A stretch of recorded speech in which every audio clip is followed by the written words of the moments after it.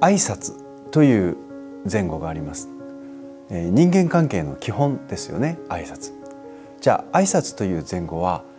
どういう意味があるのか。これは昔修行仲間であったりお師匠さんと弟子がその悟りの境地というものを推し量る言葉として使われていました。挨拶というのは押したり引いたりということなんです。人間は必ず働きかけられたことに対して反応します。例えば朝おはようと言った。それに対しておはようって気持ちよく返してくる人、おはようって言った、無視をした、いろんな人がいますよね。でも挨拶をしておはようと言った、それに対しておはようって気持ちよく返してくる人も、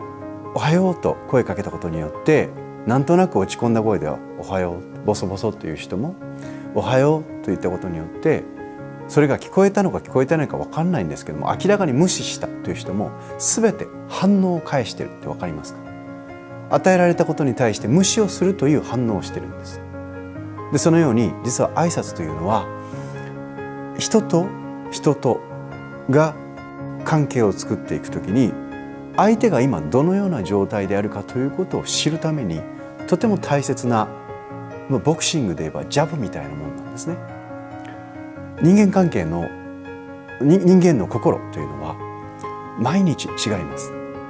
朝気分よく朝を迎える人もいれば、気分悪くその日を始める人もいる。でもどうせその人と一緒に仕事をする、その人と一緒に生活をするのであれば、まず最初にね、その人がどういう状態に今あるのかということに、こっちが決して合わせるという意味ではなくて、どういう状態にあるのかということによってこちらがよりよく相手との関係をつないでいくという積極的な方法として挨拶というものが、人間関係の基本は挨拶だよねって言われる、そのゆえんなんですね。挨拶、それは相手の反応を推し量るもの、これがもともとの前後です。ですからなんで挨拶しなきゃいけないのって、中学生あたりね、挨拶をしろって言われると、なんで挨拶しなきゃいけないのっていう人を口とがらせて言う思春期の子たちもいるんですけども、なんで挨拶をしなければいけないのか。それは自分がより良い人間関係を作っていくのに有利だからです。例えば武道の稽古をしていると何度も挨拶をします。私はずっと空手をやってるんですけども、空手は1時間の稽古の中、2時間の稽古の中で何度も挨拶をします。組手をするためにお願いします、お願いしますって言って始めます。次の人とペアを組んでまたお願いします。さっき挨拶したでしょってことはやりません。